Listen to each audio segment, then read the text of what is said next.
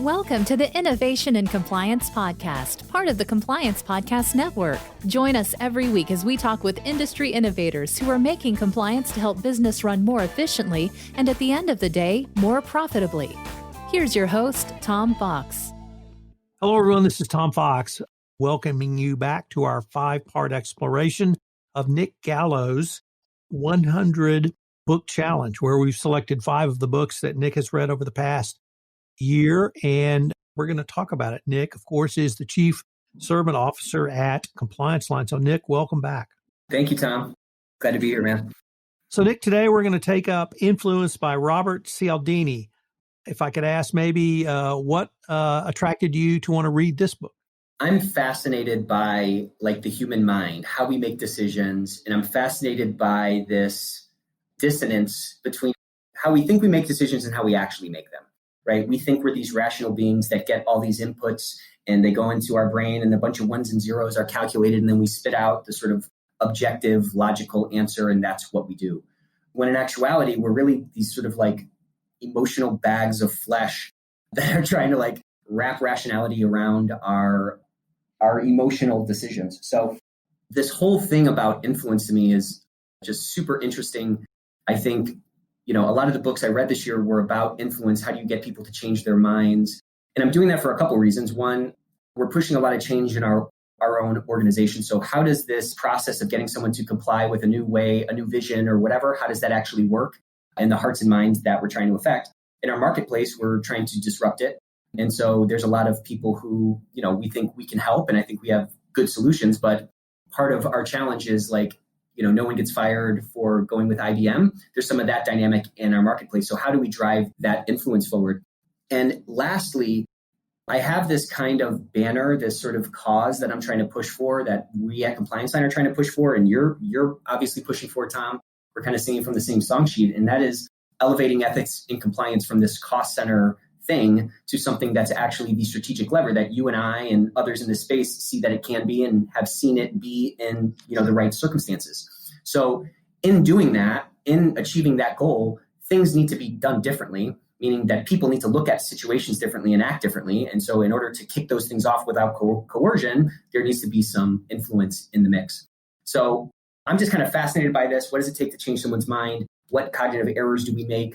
What irrationality is embedded in us, and what sort of steps can we take to guard against someone taking advantage of these strings or these buttons that are kind of inherent to us all?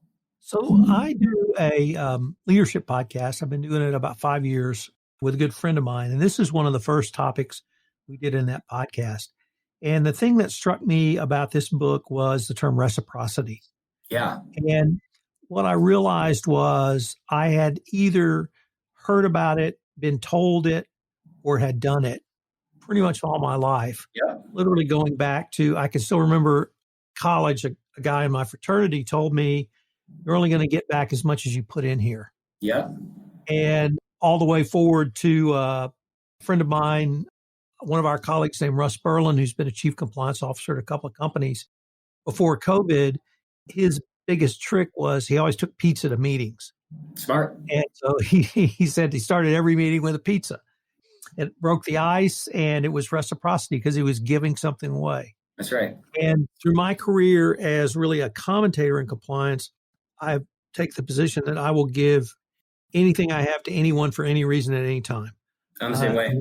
Yeah, I'm not going to charge for blogs. I'm not going to charge for articles. I'm not going to charge for forums. I'm not going to do any of that.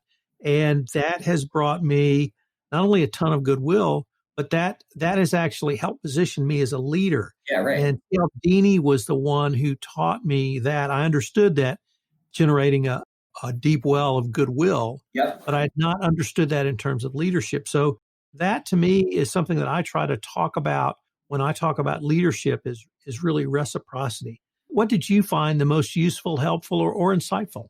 So if I can go back to that reciprocity thing, I mean, it's so powerful. What you just described is kind of resonates deeply with me. I was getting chills as you were describing it, because my kind of governing mantra is you can get everything in life if you help enough other people get what they want. So that's that basis of leadership. That's that others focus. That's putting others before yourself and, selflessly kind of helping them meet their needs. That's kind of the positive side of reciprocity.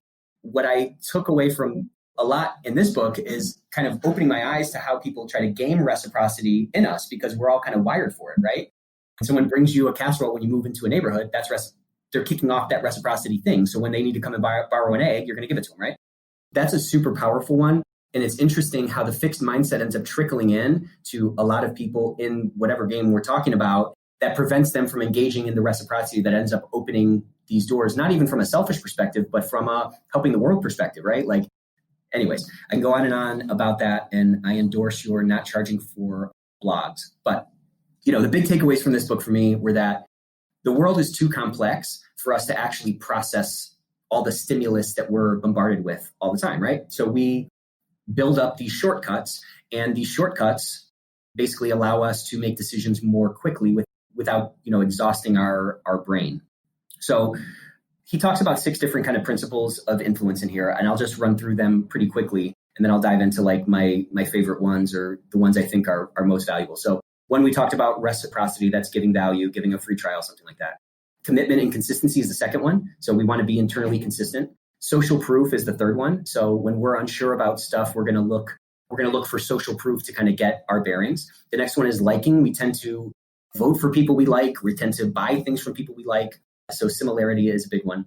Authority has an outsized kind of weight on our decision-making process. So we tend to sort of outsource to authority or to put a lot of stock in somebody if they have the authority in whatever they're talking about. And then finally, scarcity. So this is obviously the tendency to desire something that is in short supply. So it's amazing how much of what we do on a day-to-day basis is actually kind of these like deep habitual algorithms that kind of generate our responses.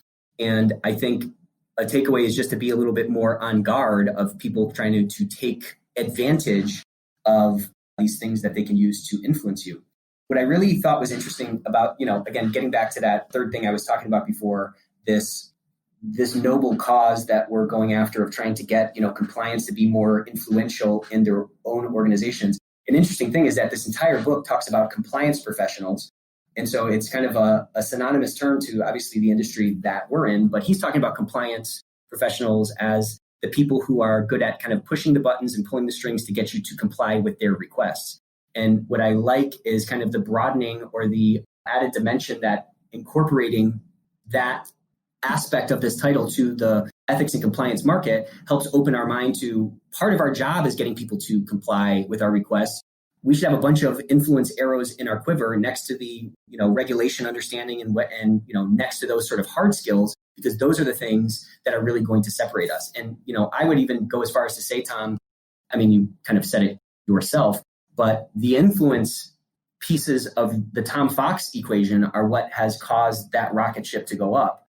I mean, obviously the table stakes are you need to be smart on the compliance game and be able to get down to those kind of nitty gritty details. But the thing that's turned you into a thought leader was leaning into some of these influence things. And they're really very simple. And we really do them, we do them with our neighbors all the time. Just bringing some of that natural stuff into our workplaces can really unlock a lot of value, I think. From the leadership perspective, I found that this book was one of the most helpful I read to actually give a leader or someone who wants to be a business leader specific action steps they can take. Did you find that for it to work as a practical guide as well? I guess I didn't really think about it in that way. I took it more as like a mosaic of these are different kind of strings to pluck with people when you're trying to be more influential. And I think a lot of that translated into the leadership perspective, because that's always kind of one of the things that I'm thinking about, like how can Gio and I be better leaders to our team? When we came into this company, we upended the company in a lot of ways. We added some new gears to the engine and we're definitely running faster than we ever had historically. And in doing that, there's a lot of inevitable hemming and hawing that you have to deal with. And the way to deal with it is not just throw the flowers out of the garden, it's give people a new way to look at things. I think I got it a little bit less directly, a little bit more of an indirect way.